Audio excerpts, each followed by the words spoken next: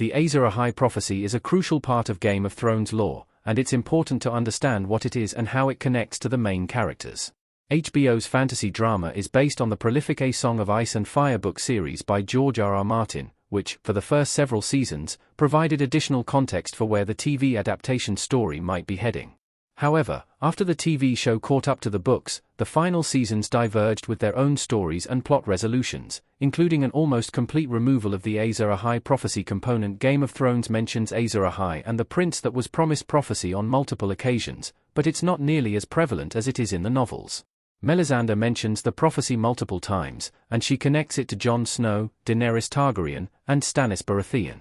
Still, the TV show doesn't really stop to provide context as the novels do, and it wouldn't be hard for a viewer to have missed this component altogether. There are a few components to learn about the prophecy before one can really dive into the theories. What is the prophecy of Azor Ahai?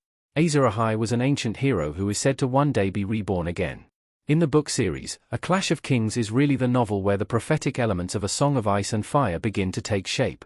In Davos' first POV chapter, readers get the first account of the original Azor Ahai tale, about an ancient hero who wanted to forge a magical sword called Lightbringer in order to ward off the darkness. To create this weapon, Azor Ahai had to undergo a violent process. Azor Ahai tempered the first variation of Lightbringer in water, and the sword broke. He used the second to kill a lion, causing the steel to shatter. It was on the third attempt, when he drove the blade through his wife's heart, that he was able to create the Red Sword of Heroes. This is a gruesome tale that's passed into legend in the world of A Song of Ice and Fire. The Red Priests of Ahlor, the Lord of Light, push the notion that Azor Ahai will one day be reborn again, wielding Lightbringer after a long summer to defend the innocent against the long night. The survival of Westeros is contingent on this hero's success. Is Azor Ahai different to the prince that was promised? The terms are often used interchangeably. Piat pre-greeting Daenerys Targaryen in Game of Thrones Season 2. The phrases Azor Ahai and prince that was promised are used interchangeably throughout A Song of Ice and Fire, and they're essentially the same thing.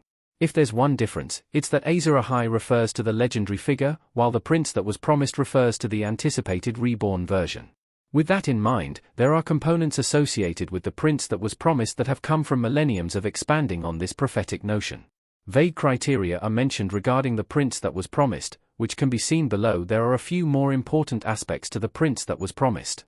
The prophecy is translated from Valyrian, where the word for prince has no gender, suggesting it could be a man or woman. The line "the dragon has 3 heads" is also mentioned in A Clash of Kings Daenerys House of the Undying chapter, which has led many readers to believe there might be 3 prophetic heroes to ride Dany's 3 dragons. Did Game of Thrones confirm Azor Ahai? Game of Thrones never provided a concrete answer to this central mystery. Arya Stark, Maisie Williams, sailing to Braavos in Game of Thrones Season 4, Episode 10. The popularity of Game of Thrones saw George R.R. Martin's books become widely perceived as low-magic fantasy. While they might be, at least in comparison to an author like Brandon Sanderson's work, magic is still a crucial element in the series. Regardless, the HBO show perpetuated this conception by limiting the fantastical elements of Martin's world with the dilution of prophecy's role in the story.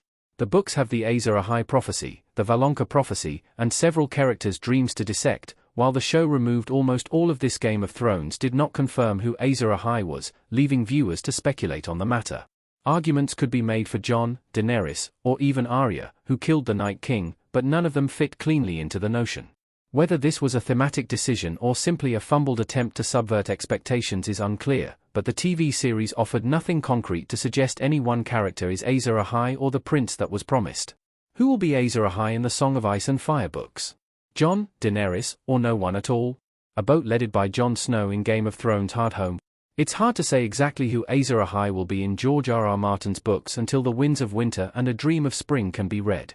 There are multiple appropriate candidates, like Jon Snow and Daenerys Targaryen, and practically every other character in the entire series can be attached to the prophecy with a tinfoil hat theory. It's only speculation, but something Game of Thrones might actually have been on the right track with is the idea that the prophecy isn't meant to be solved but instead represents a narrative and thematic element in and of itself. While the cultural phenomenon of saw fans flocking to the internet with advanced theories and resolutions that provided concrete endings to matters like prophesies, it's vital to remember that Martin's story is anything but concrete. Unlike Tolkien's fantasy, where good triumphs over evil, prophecy in Asoyaf bears more similarity to Frank Herbert's Dune, where prophecies lead to violence and destruction. There might not be an actual Azor Ahai, but rather a bloody path created by people like Melisandre who perpetuate the prophecy for power. The original Azor Ahai story is about a man murdering his wife. After all, George R.R. Martin could feasibly make Jon, Daenerys, a combination of the two of them, or any other character in his world Azor Ahai, and there are ways each answer could provide a beautiful ending. This would mean one of the beloved Game of Thrones heroes standing up as the champion of Westeros against the Long Night, raising light in defiance of the darkness. That's a captivating piece of imagery, and there are certainly tones of romanticization in A Song of Ice and Fire, but regarding prophecy, that might not be the story Martin is trying to tell.